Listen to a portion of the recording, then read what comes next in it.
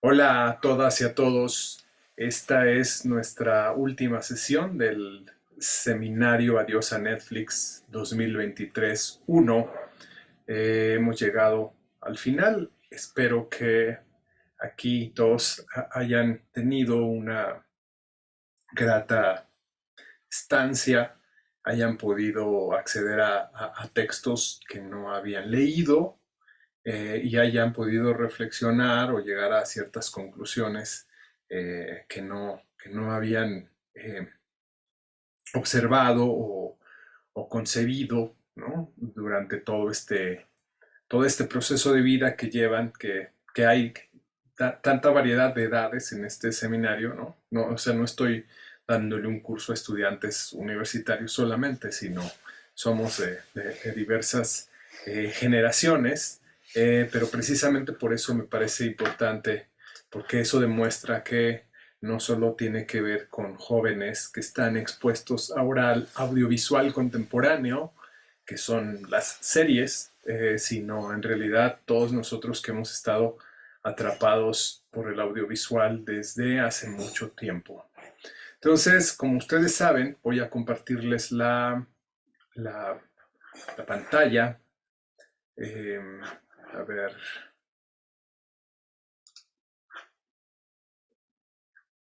Perfecto.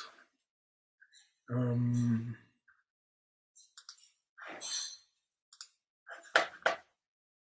perfecto, ahí estamos. Ya estamos. Esta sesión la titulé Hacia la creación de nuevos públicos críticos, estética, economía, ética y política, y esto es porque me parece que nosotros somos viejos públicos, todos, desde el más joven hasta el más viejo aquí, somos viejos públicos, es decir, aprendimos, nos alfabetizaron con la estética mainstream, y entonces disfrutamos, buscamos, demandamos, entendemos, eh, pagamos por la estética mainstream, que es la vieja estética, que es la estética de Hollywood, y que se reproduce todavía en Netflix. Entonces, precisamente por eso, se trata de que nos convirtamos en nuevos públicos, pero eso solo es posible a través de algo que ustedes leyeron y que ahorita vamos a poder discutir, ¿no? El único interés en este seminario ha sido, desde el principio, trabajar para construir un nuevo espectador, ¿no? Entonces tomo la conclusión de Pilar Aguilar Carrasco en este texto del análisis audiovisual, donde dice que si otro mundo es posible, solo lo alcanzaremos trabajando por construirlo. Es decir, nadie jamás nos va a construir ese mundo ideal que nosotros esperamos. Ni un líder, ni un gobernante, ni un director de cine, nadie, ¿no? Entonces es muy importante que entendamos que solo nosotros podremos contribuir a construir ese otro mundo, y ese otro mundo aquí no es otro que advenir otros, ser otro tipo de espectadores para consumir otro tipo de audiovisuales y para con eso transformar en cierto sentido, en cierto grado, la industria del audiovisual, ¿no? En este, en este texto yo encontré varios imperativos éticos. Me parece muy importante que entiendan que yo les compartí este texto de Pilar Aguilar precisamente porque considero que es importante moralizar la estética, eticizar la estética. Es decir, que ya basta de solamente ver audiovisuales por el mero placer de verlos, de distraernos, de entretenernos, de divertirnos. También es importante pensar en las consecuencias que esos audiovisuales tienen, es decir, encontrarles esas otras dimensiones que en otro momento hemos nombrado aquí como las dimensiones informativas del audiovisual, o, dicho de otra manera, entender el audiovisual no solo como un arte del entretenimiento, sino también como un medio de comunicación que tiene impacto social.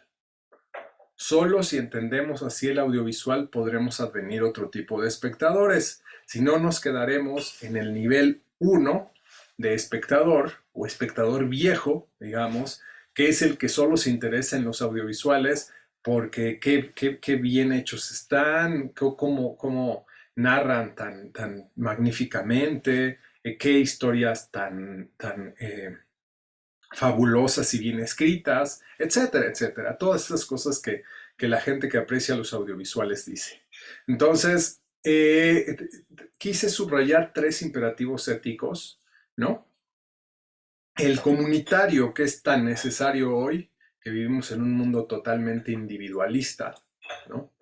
Y que Aguilar precisamente plantea en una pregunta, que es cómo se explica que en un mundo tan desarrollado tecnológicamente sigan muriendo millones de humanos por hambre o por guerras, que no es otra cosa que la querella que siempre reivindicaré, de por qué la tecnociencia es tan importante para el mercado, para los gobiernos, etcétera, por qué se invierte tanto en eso y por qué se invierte tan poco en la gente, ¿no? Entonces, es importante pensar eso y pensar también que el asunto de la educación eh, es fundamental para esto. Es decir, para mí eso es lo que me hace programar, preparar, estar aquí en este tipo de seminarios, ¿no? Que, que considero que es mi deber, es mi responsabilidad, es mi obligación social eh, procurar, proporcionar, darles a quienes quieran un poco de lo que he leído, que he visto, que he encontrado, que he sabido en relación al audiovisual y, por supuesto, a mi función o a mi labor como profesor y, por supuesto, como ciudadano, que es que me hago cargo, ¿no? De que si yo les enseño a ver audiovisuales, estoy generando algo, estoy produciendo algo, ¿no? O sea, el hecho de que ustedes vean audiovisuales, sean viejos espectadores, es asunto mío. Por eso mismo me implico y organizo este tipo de seminarios, porque considero que sí es mi asunto el hecho de que ustedes vean Netflix y no pienso como otros que es su problema si ven Netflix y es su derecho ver Netflix, ¿no? O sea, no me parece que sea eso una justificación, esa es una justificación neoliberal, ¿no? El decir es su derecho, es su placer, es su goce, es su problema, cada quien. O sea, todas estas frases que se repiten siempre en nuestra época, me parece que hay que combatirlas. No es cierto, sí es nuestra responsabilidad en cierto grado. Obviamente no estoy con el síndrome Atlas de que voy a cargar y voy a cambiar al mundo, ¿no? Pero me parece que, por lo menos dentro de lo posible, en mi ámbito, en mi campo de acción, puedo hacer algo por algunas personas. Y no me dan lo mismo y no me da igual lo que ustedes vean. Entonces, por eso estoy aquí. El otro imperativo ético que me parece importante es el histórico, que sí es importante que reflexionemos, que entendamos que el audiovisual tiene un devenir, que la tecnología tiene un devenir, que no siempre fue igual, que tiene una historia, ¿no? Y que precisamente por eso, hace 50 años, quizá las reflexiones sobre el audiovisual eran otras, ¿no? Las críticas sobre el audiovisual eran otras. Había críticas más en el sentido político, como ustedes saben, con los situacionistas, ¿no? Que se hacían incluso ensayos, ¿no? Audiovisuales, como las películas de Guy Debord, y que tenían otra finalidad y tenían otra manera de pensarse, pero me parece que eso va cambiando con el tiempo. Entonces nosotros ahora tenemos que estar a la altura de nuestra época, y la altura de nuestra época son las series. Entonces también me parece importante empezarlas a pensar. Toda la teoría viene de la teoría del cine, por supuesto, pero las series son como lo más importante. Ahora, y por último, el imperativo reflexivo, que es que consiste, digamos, en estas sesiones para transmitir toda esta serie de habilidades, saberes, herramientas, ¿no? Para reflexionar sobre las intenciones y las finalidades.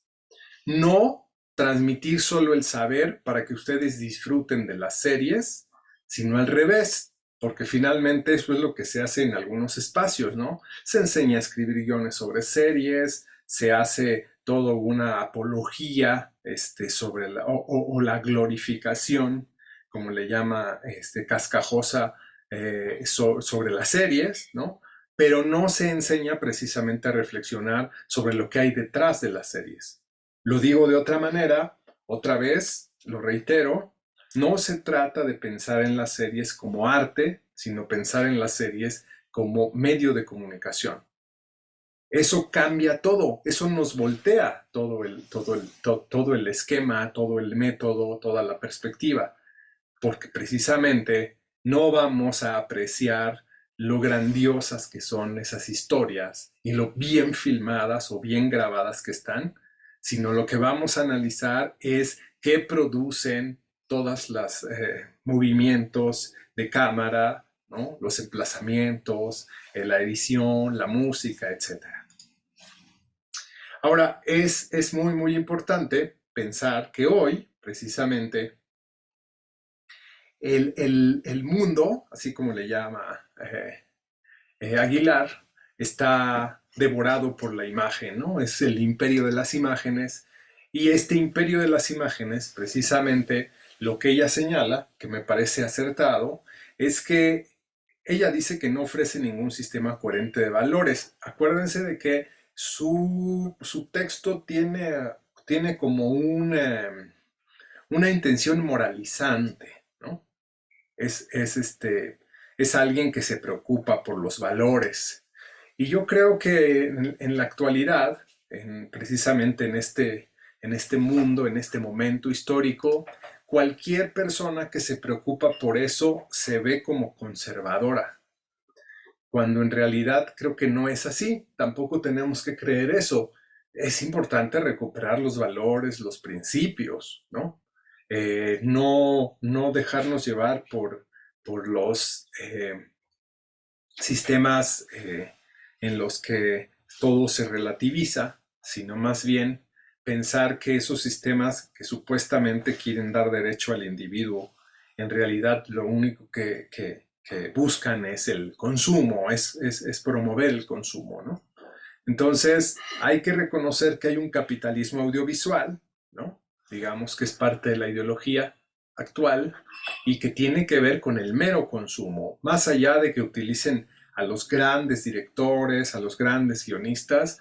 A ellos no les interesa cambiar nada del mundo, ¿no? Lo único que les interesa es precisamente promover el consumo, y tal como lo dice Hit también, esos significados que ellos producen circulan entre la ideología, el espectador y la obra. Es decir, es un círculo vicioso que quizá nosotros no reconocemos porque estamos muy inmersos en el mismo, pero es importante subrayarlo, ¿no? Asimismo, es importante reconocer que lo que hay en las series, además de entretenimiento, ¿no? Es información, ¿no? Y esta información precisamente se percibe, digamos, a través de la emoción, ¿no? Y la emoción, más allá de que esto tenga que problematizarse y profundizarse más, sí es algo que obstaculiza la reflexión y dificulta el distanciamiento crítico. Esa es una de las características más importantes del mainstream, ¿no? Ustedes lo verán ahora que hagamos los análisis, cómo precisamente esa sobrecarga de emoción, esa continuidad intensificada, como lo dice Borwell, tiene que ver precisamente con dificultar el distanciamiento crítico. Entonces, no hay conocimiento, no hay apropiación de la información, se puede estar muriendo alguien, se puede estar acabando el mundo, pero eso está filmado de una manera tan espectacular para generarnos tanta emoción que no hay posibilidad de pensar en lo doloroso que es que se acabe el mundo, ¿no? O sea, hay una cosa ahí terrible, me parece que en la forma que hace que los contenidos prácticamente se conviertan en otra cosa. Entonces, también hay que entender, me parece que esa necesidad de distanciarnos, ¿no? Tiene que ver con que como somos seres construidos por los audiovisuales, es decir, los audiovisuales nos educan más que las universidades, que las preparatorias, etcétera, esos lenguajes audiovisuales están produciendo precisamente un mundo como este y por ello tenemos que distanciarnos. Advenir un espectador nuevo tiene que ver con advenir un espectador que se distancia, es decir, que intenta neutralizar o busca otras formas de percibir, de relacionarse, de seleccionar, de sacar provecho y de obtener satisfacción de las imágenes, ¿no? El texto nos plantea una serie de peligros, ¿no? Por supuesto que no se trata de hacer una eh, satanización de las series, ¿no? O de los audiovisuales, ¿no? Por supuesto que tienen varios beneficios y varias ventajas, no los que a veces se repiten de que son las nuevas novelas del siglo XXI. Yo como cascajosa pienso que eso es falso. O sea, y sostener esa idea es caer, es subirse, ¿no? En la tendencia de pensar que como son las nuevas novelas, ¿no? Entonces hay que entrarle y hay que disfrutarlas y hay que hablar de ellas. Eh, Me parece que hay otras cosas que sí tienen, digamos, otras virtudes que sí tienen, pero también me parece que lo que se hace demasiado es hablar de ellas e ignorar sus peligros. Entonces, creo que es algo que tenemos que reconocer, ¿no? Eh, por otro lado, pues esta cuestión, otra vez, ¿no? De la pérdida de los principios a través del la, el relativismo, digamos, que producen las series a través de sus contenidos. Y por supuesto la manipulación de las realidades que nos hacen ver cosas que no son posibles, pero que a través de las series son posibles y no son ni siquiera cosas que podrían ser constructivas o edificantes, sino que son en realidad cosas que solo distorsionan la manera en que la gente tiene de percibir, por ejemplo, cuánto tiempo te tardas en hacer un vestido. No sé si ustedes vieron esta serie que está ahora en el top, que se llama The Tailor o El Sastre, ¿no? Que hace un vestido en media hora o no sé, o sea, una cosa totalmente inverosímil, ¿no? Pero que tiene que ver con un ejemplo entre muchos, ¿no? De cómo la ficción manipula la realidad, porque ahí ni siquiera tiene que ver con algo elíptico o cosas que hace el cine, ¿no? O sea, no, definitivamente no tiene que ver con eso, tiene que ver con manipular la realidad y hacer que la gente perciba otras cosas. Entonces, esos peligros tienen que ver o se concentran con el problema de analizar los aspectos narrativos y estéticos sin reparar en los efectos éticos, morales, políticos, económicos y sociales. Otra vez, insisto, pensar en la serie solo como arte es un error para mí. Tenemos que considerar que también tienen lo otro. Ahora, ¿cuáles serían pues esas tres condiciones adversas para no pensarlo? Es decir, tres condiciones que nosotros como educadores tendríamos que transmitir, pero también tendríamos que trascender, ¿no? La primera es que no podemos negar el poder o la absoluta preeminencia del audiovisual actualmente. Es decir, ya no podemos deshacernos del mismo. Ya no podemos negarlo, cancelarlo, desaparecerlo, ignorarlo. Prácticamente el poder que tiene en la sociedad es inmenso. Entonces, no podemos hacerlo, por eso es importante mejor analizarlo, mejor enfrentarlo, a decirle a la gente, no lo veas y va a desaparecer, ¿no? Eso es algo importante. Lo segundo, que también me parece importante, es que cómo utilizan la estética mainstream, la imagen es tan fuerte y es utilizada de una manera tan magistral que explota las emociones y los sentimientos para ir más allá de lo racional. Entonces prácticamente la seducción de las series tiene que ver con su estética y eso tampoco lo podemos negar.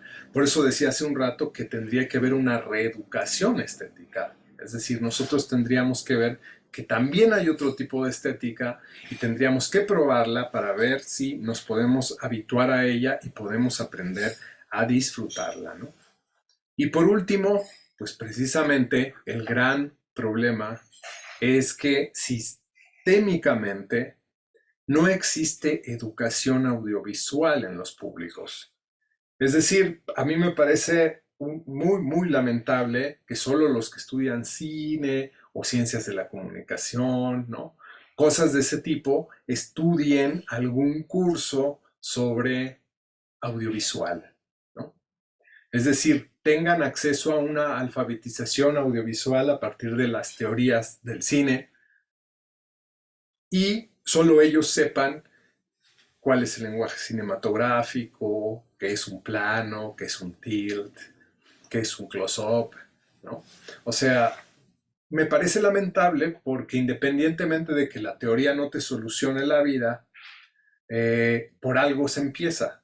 Y es importante que la educación no solo provenga del mercado, porque finalmente todo mundo sabe ver audiovisuales. Es decir, todo mundo sabe que cuando hay un fade out, o cuando hay un corte directo, o cuando hay un paneo, o cuando hay una panorámica, no lo sé,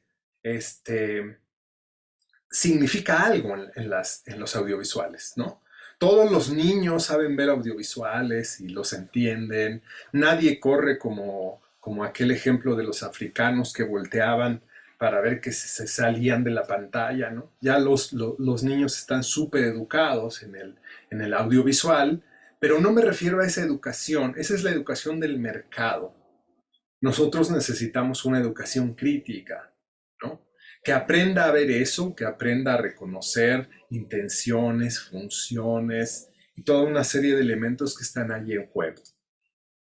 Entonces, es muy importante que promovamos un distanciamiento crítico, asumiendo, por supuesto, la condición de la que partimos, que es que somos seres emocionales.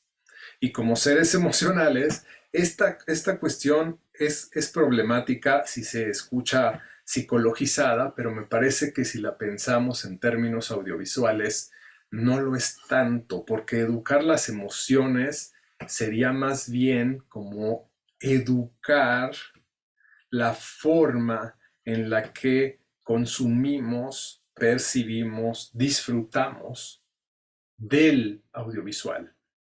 Entonces, creo que esto yo lo problematizaría, ¿no?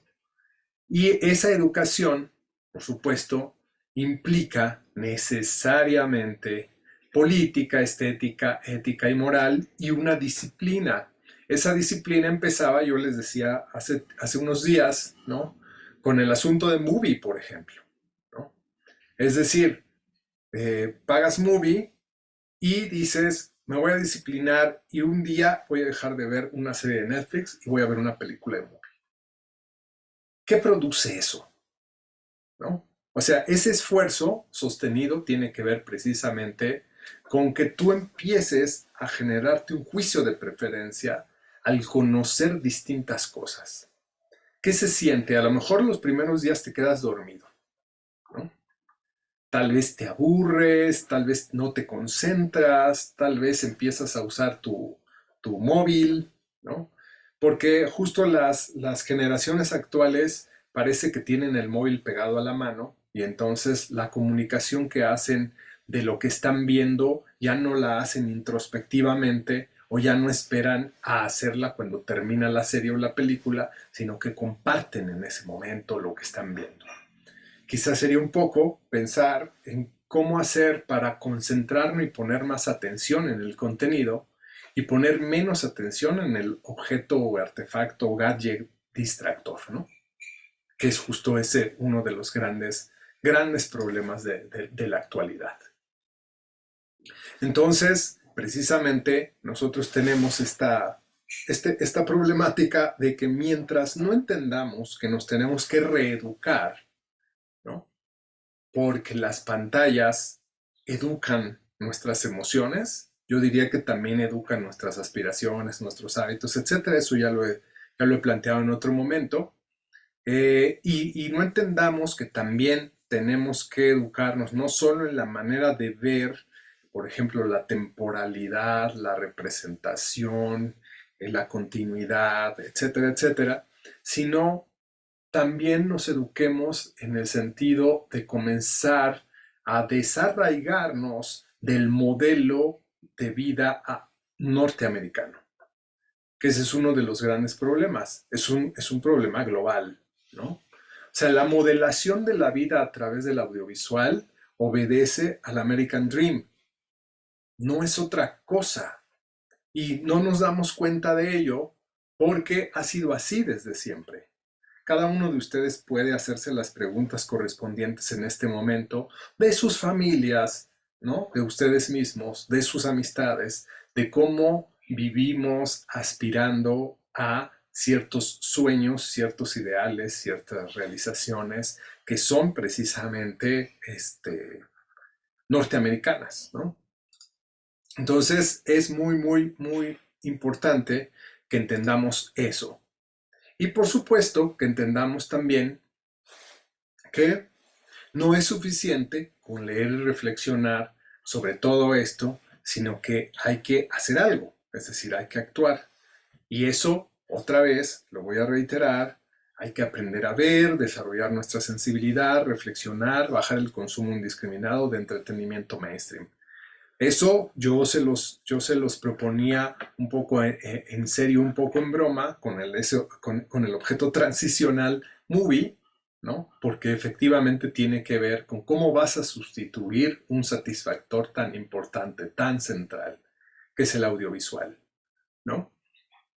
Sobre todo porque es muy importante en la vida de la gente, ¿no? Prácticamente cuando preguntaba en la encuesta, en el cuestionario inicial de inscripción, cuántas horas veían Netflix, pues fue muy interesante ver cuánto tiempo le dedicaban al día o a la semana a ver series, ¿no? Quiere decir que sí, efectivamente, es un objeto de consumo demasiado importante en la vida de la gente, ¿no?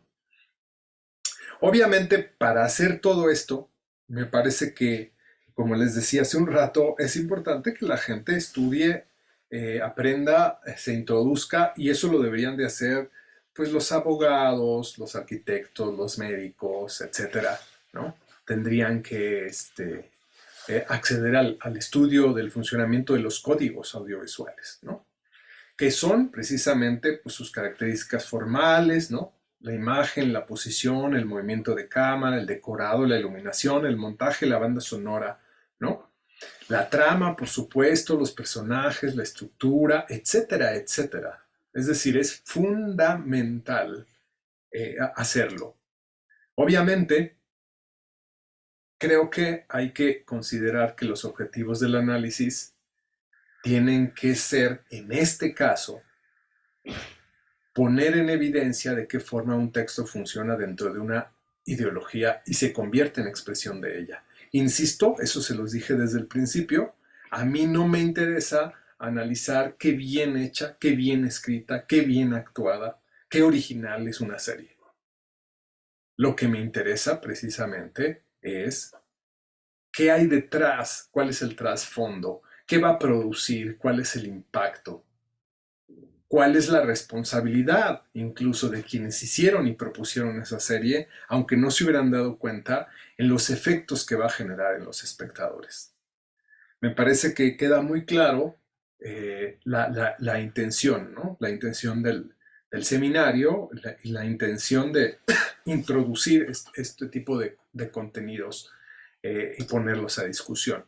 Para eso obviamente vamos a pasar al otro texto, porque ese texto de análisis fílmico y audiovisual tiene, miren, hay muchísimos textos que tienen que ver con eso, pero era imposible tomar de aquí, de allá y demás como para leerlos todos para la sesión.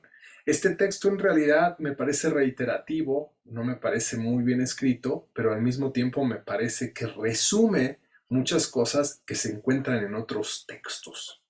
Entonces, por eso se los compartí.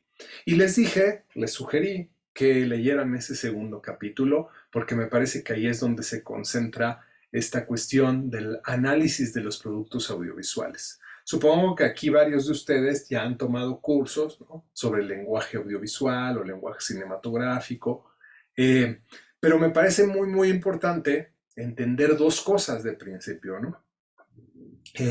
Como decía, sí, cuando aprendemos, por ejemplo, en una clase de lenguaje audiovisual, lo aprendemos siempre de manera, vamos a decir, esquemática, ¿no? Aprendemos todo lo que constituye ese lenguaje, ¿no? Y por otro lado, hacemos ejercicios, revisamos audiovisuales, etcétera, pero me parece que casi nunca se hace un análisis ideológico, excepto si la perspectiva es precisamente esa, la de la teoría crítica, ¿no?, la de los estudios culturales, quizá. Entonces, hay que reconocer que los productos audiovisuales principalmente transmiten mensajes a través de la ideología. Eso es lo que me parece que no vemos los espectadores, ¿no? No vemos cómo nos están formando, nos están educando, nos están enseñando a amar, a desear, a trabajar, a preferir, a idealizar. Y por otro lado, precisan de tecnologías apropiadas, que hoy son las pantallas, las mini pantallas, ¿no?, las multipantallas, y que requiere, por supuesto, de internet, de electricidad, de pilas, de litio, etcétera, etcétera, ¿no? O sea, es muy, muy importante entender eso. Sin eso, digamos, si se nos va la energía eléctrica y no tenemos pila, se les cae la industria cultural. Entonces, por eso es tan importante la tecnología acompañando a las industrias, ¿no? Entonces, algo que es interesante, no sé si a ustedes les pareció, fue que precisamente en el siglo XX fue cuando se modificaron los mecanismos de percepción y llegamos a que yo creo que ahora es más, ¿no? Pero el 94% de las informaciones, esto fue hace varios años,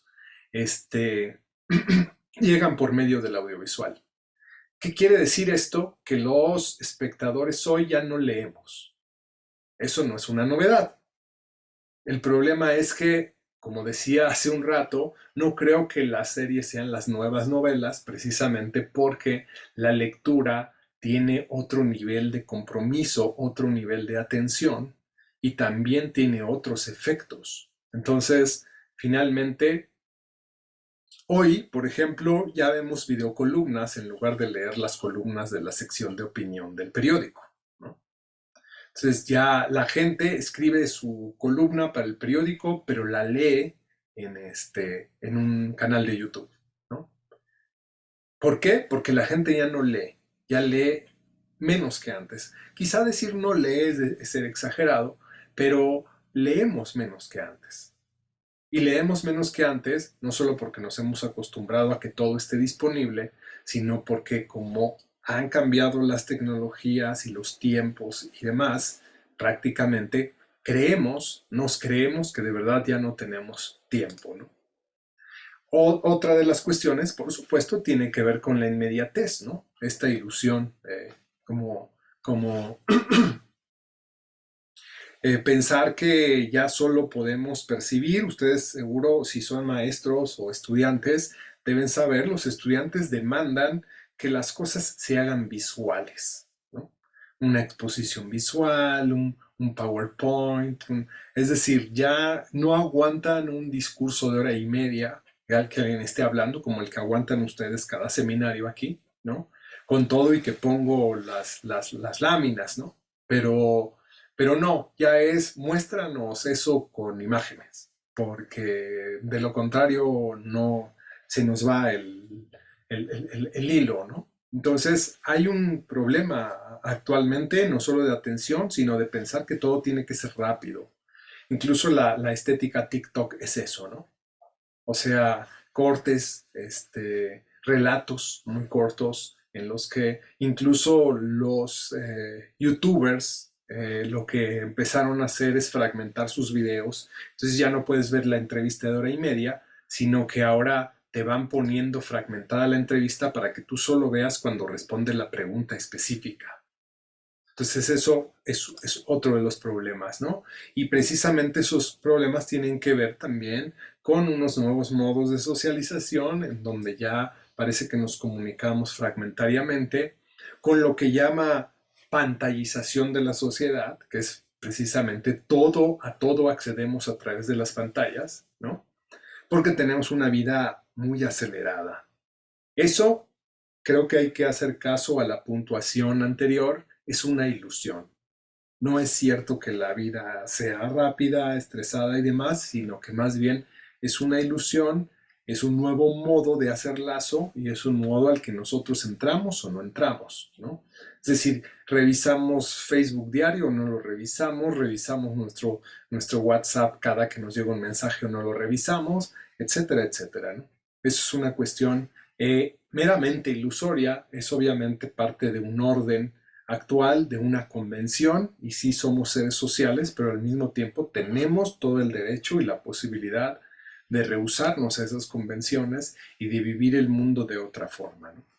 Entonces, es muy, muy importante entender que el estatuto del objeto audiovisual es discurso, lo reitero por tercera vez, discurso y producto estético. No me interesa el producto estético, me interesa el discurso, ¿no? Es decir, me interesa la información que tiene como medio de comunicación, es decir, la que forma y no su cualidad artística, porque para mí la cualidad artística invisibiliza lo otro. Es decir, centrarnos en la cualidad artística hace que no veamos lo otro. Por eso el autor señala, Brisset señala que hay que analizar, ¿no?, el modo con el que consiguen gustar los audiovisuales. Es otra manera de decirlo. No me gusta mucho, pero es una manera que él tiene de decirlo, ¿no? ¿De qué modo agradan los audiovisuales? Y precisamente, para mí, eso es lo que se llama análisis estético crítico. En el análisis estético crítico lo que propuse fue analizar los audiovisuales desde dos modos, el modo mainstream, los modos mainstream y los modos críticos, ¿no?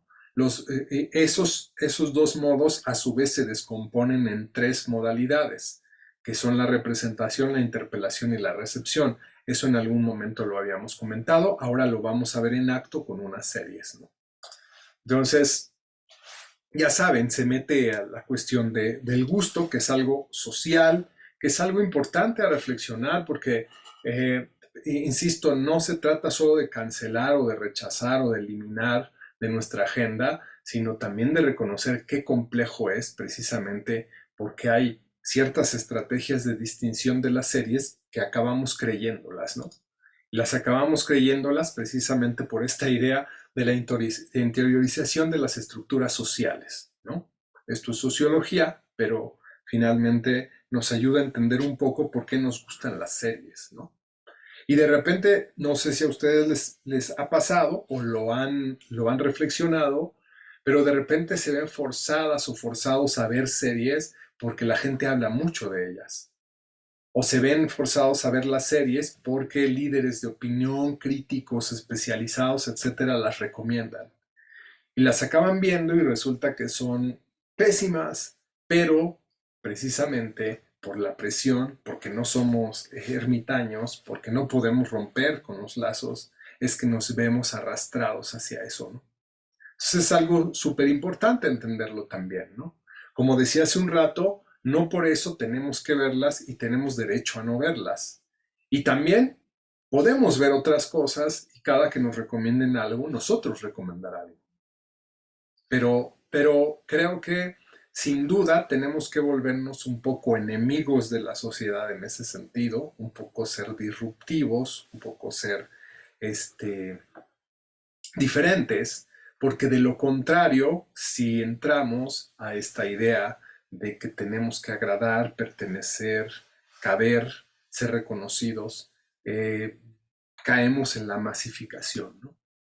Entonces, ya decía hace un rato que precisamente el fenómeno fílmico es el núcleo original, las teorías del cine son las teorías que están allí fundamentales para entender y es preciso pensar en que podemos hacer estos análisis a partir de otras disciplinas, es muy importante hacerlo porque eso es lo que va a complejizar, ¿no? Obviamente, el análisis, pues hay que pensarlo. Ustedes saben, etimológicamente, esto lo cité solo porque me parecía importante, pero sé que ustedes lo saben muy bien. El análisis es separación, ¿no?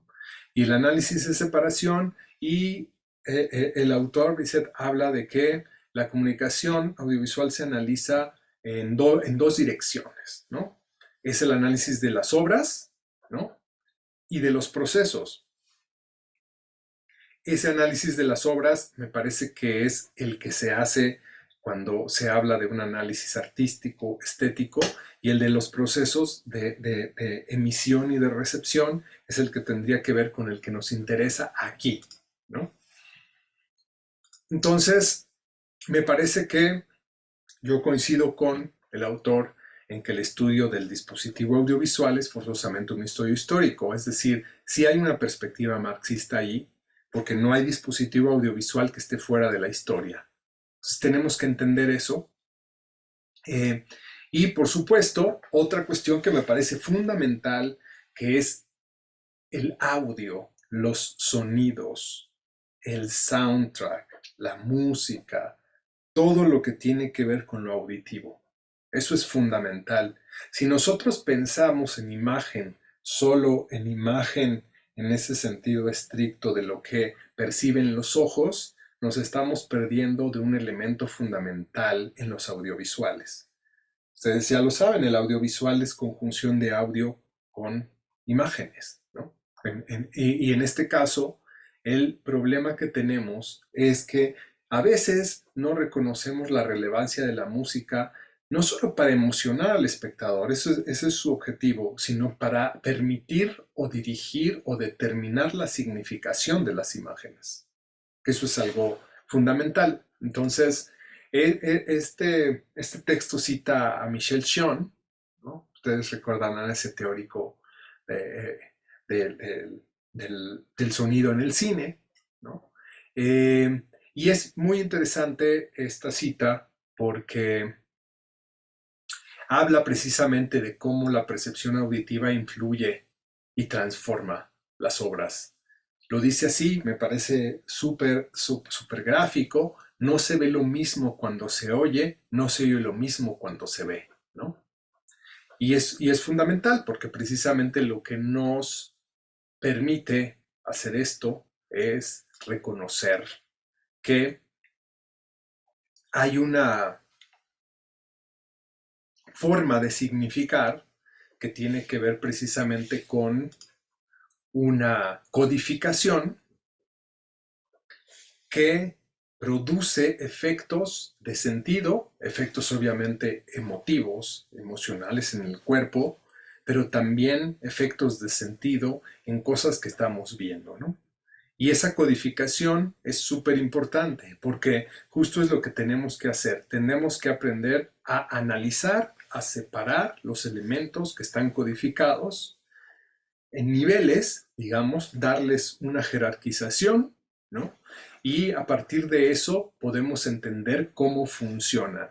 Uno de los ejemplos súper básicos y súper clásicos para pensar en esa codificación son los géneros, ¿no? Ustedes seguramente tienen géneros de preferencia en las series o en los audiovisuales. Y seguramente conocen los distintos géneros cinematográficos. Los géneros cinematográficos, por supuesto, que se han hibridado y que de repente se generan otros, pero es muy importante entender que que los géneros se pueden entender de distintas maneras, ¿no? Pero al mismo tiempo regularmente son formulaicos. Y entonces a nosotros nos gusta un género o nos gusta otro precisamente por la fórmula a la que obedece. Pero lo que no hay que olvidar es que también los géneros tienen consecuencias ideológicas. Entonces es muy importante entender que hay códigos primarios, que son los iconográficos, códigos secundarios, que son los diegéticos o narrativos, que contribuyen a la constitución de los géneros y que por supuesto contribuyen a la ideología. Ideología la estoy entendiendo aquí, lo hemos dicho antes, en su sentido altuseriano, como la materialización de eso que se aprende, de esas ideas, en la praxis cotidiana, ¿no? Entonces es muy importante entender que si toda imagen tiene un autor es precisamente porque hay una ideología, hay una intención detrás y esa intención es que nosotros reproduzcamos ese modo de vida. Lo decíamos hace un rato con el American Dream y es pensar precisamente en ese sentido, ¿no? Ahora, me parece que hay que recuperar también el epílogo del texto de Cascajosa. Ese texto ya lo habían leído. Me parece muy importante recuperarlo porque si bien es importante que tengamos claro que para analizar, para defendernos, para volvernos nuevos espectadores, tenemos que aprender a leer el audiovisual, también es importante hacer reflexiones sobre cómo hacer para incidir en nuestros campos. Yo entiendo que aquí ustedes trabajan en universidades, en asociaciones, en instituciones. Entonces es muy importante que tengamos claro el momento histórico en el que estamos. Me parece que una de las cosas que no debemos de obviar y que es fundamental es que de verdad nos encontramos en un momento de emergencia social. Eh, Al principio por eso cité esta idea de Aguilar sobre el asunto de cómo es que se invierte tanto en la tecnología y tampoco en la humanidad, ¿no? Y me parece que la idea de la emergencia social tiene que ver con que reconozcamos la crisis económica, política, institucional que tenemos hoy, ¿no? Esto lo dice Cascajosa en relación al libro del que ya hablamos también aquí sobre el Juego de Tronos que escribe, bueno, que coordina Pablo Iglesias, con varios intelectuales, críticos, políticos, etcétera, ¿no? Y entonces es muy importante pensarlo porque creo que hay una serie de cuestiones que están allí que los intelectuales se están planteando, eh, pero que todavía no sabemos cómo resolver.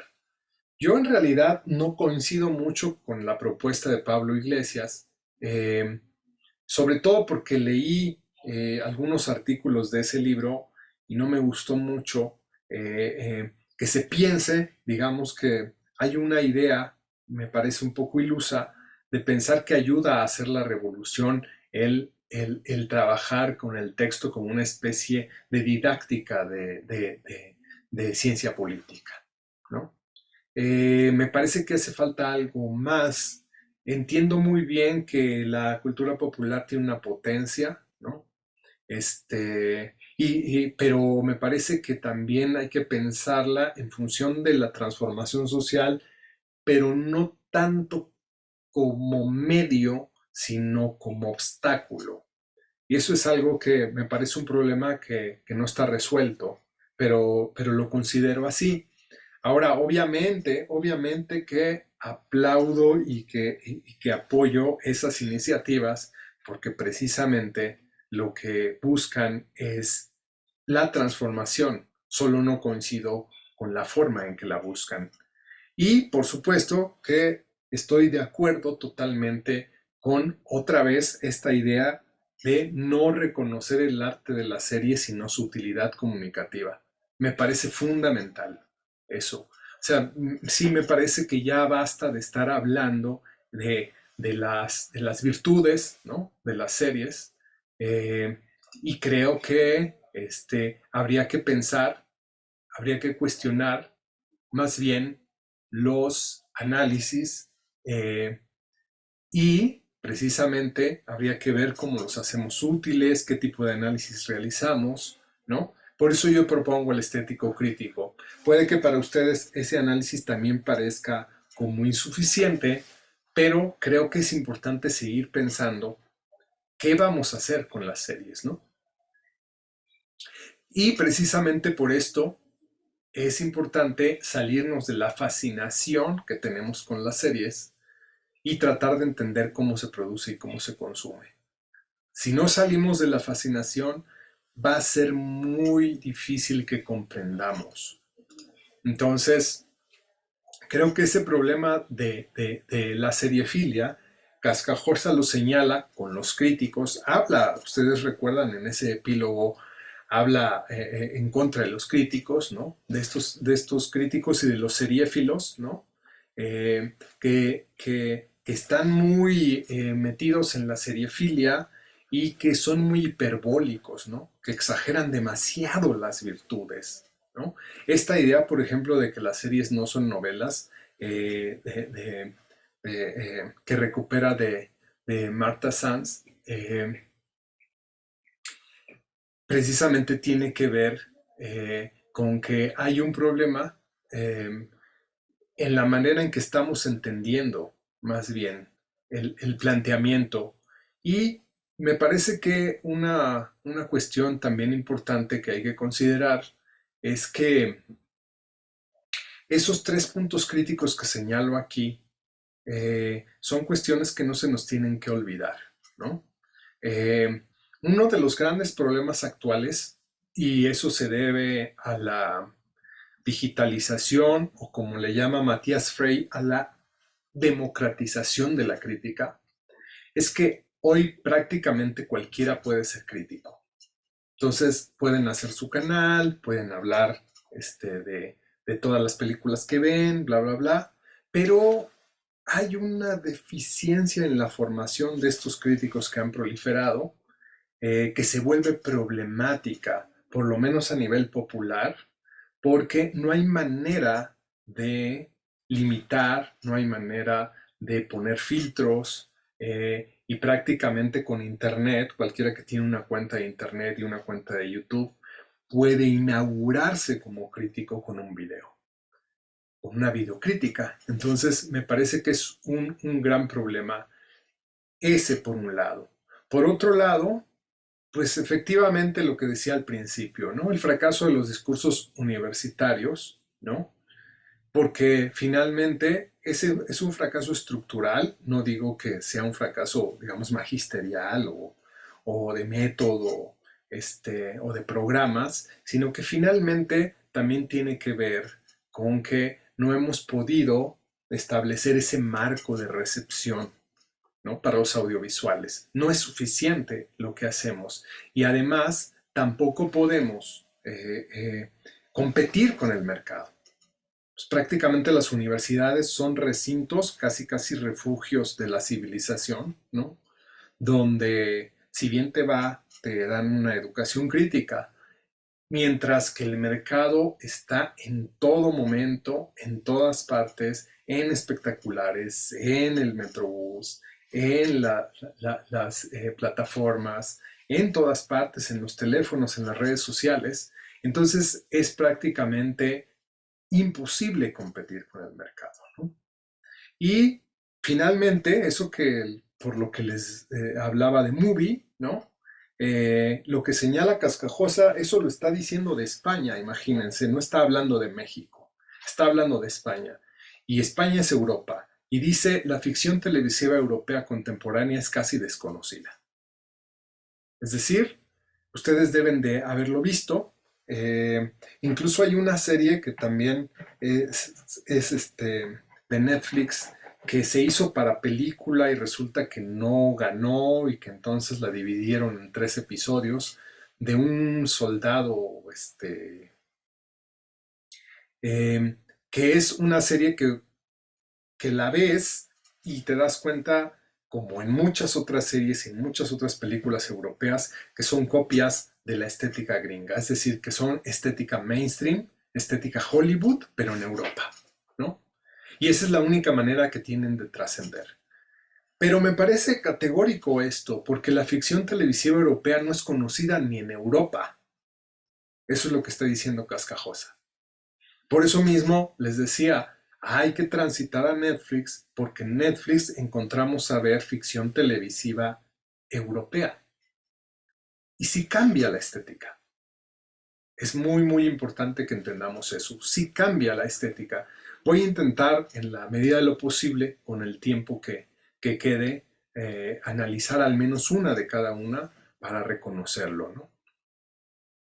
Entonces, el enfoque es otra vez, por cuarta vez, decir que es importante pensar en la forma, ¿no? Y en la representación, más que en la narración. Y por otro lado, otra vez reiterar también que sí, sin duda, aunque no sean marxistas y no entiendan la crítica en el sentido marxista como búsqueda, como oponerse, digamos, a la dominación y al sometimiento, es importante reconocer que las series mainstream, todas, sin excepción, promueven la dominación y el sometimiento. Entonces hay algo allí importantísimo, ¿no? Que tiene que ver precisamente con nuestra responsabilidad, sobre todo para entender esta puntuación. También me parece muy interesante de Cascajosa, donde habla de que sobre las series de calidad norteamericana se realizan para el cable, es decir, para un público de élite, es decir, para una clase. Incluso ustedes piensen si realmente pertenecen a la clase a la que van dirigidas esas series, o si son aspiracionistas de esa clase, o si creen que pertenecen pero no pertenecen en realidad. Y esta glorificación sin freno de la que habla también me parece muy importante, sobre todo porque sí tiene, no, yo no creo, digamos, esta enunciación, esta retórica, me parece un poco cuidadosa, ¿no? De puede tener un efecto perverso. No, más bien sí tiene un efecto perverso. La glorificación sin freno de los críticos, de los espectadores, de que todos estemos hablando, este, precisamente porque la popularidad, eh, no solo, incluso ella lo dice en el terreno neoliberal, en la crítica económica, económico-política, ¿no? De que cómo a través de la privatización de la televisión, eso lo vimos en algún momento acá en el seminario, ¿no? La privatización de la televisión norteamericana, digamos que se esparció por todo el mundo, tenía que ver precisamente con defender políticas privadas y en fomento de los audiovisuales en detrimento de las políticas públicas, en detrimento de los subsidios. Pero no solo en ese sentido, me parece, sino en todos los sentidos que nos afectan a nosotros esas ficciones, me parece que eso es perverso, ¿no? Entonces, es muy importante regresar a esta idea que yo les planteaba en algún momento de la dialéctica de la responsabilidad. Las elecciones que realizan los críticos, los creadores y los espectadores tienen consecuencias. Entonces aquí todos somos responsables. Quien escribe series, quien escribe sobre series, quien produce series, quien ve series. Es súper importante reconocer eso. Si no podemos reconocer nuestra responsabilidad y si culpamos a los otros porque ellos están en las industrias y ellos producen y ellos nos dan eso y nosotros no podemos evitar verlo, estamos realmente desorientados. Sí me parece que dentro de lo que cabe, nosotros no podemos eliminar a los que escriben sobre series, a los que escriben series, a los que actúan en las series, a los que las dirigen, a las productoras que las pagan. No, pero sí podemos cambiar nuestros hábitos de consumo para que esas series sean vistas por menos personas. Es lo único que podemos hacer, ¿no? Estoy hablando de mí como espectador. Yo soy un espectador que investiga sobre las series, por lo tanto yo puedo escribir textos que evidencien eso y puedo dejar de verlas. Magali, por ejemplo, es crítica de cine y por supuesto que ella, de alguna manera, sería quien podría elegir una serie para escribir sobre ella o no elegirla, ¿no? Y así sucesivamente. O sea, hay mucha gente aquí que podría decidir enseñar a través de series o no enseñar a través de series, ¿no? Dar clases a través de series y así sucesivamente. Entonces me parece que lo que es importante es que entendamos que la responsabilidad es dialéctica. No hay un solo villano aquí, no hay alguien que sea el culpable de nuestra miseria, sino que en realidad nosotros todos podemos contribuir a eso. En general, eso es lo que quería decirles. Gracias. Gracias, profesor. Hasta luego. Bye bye.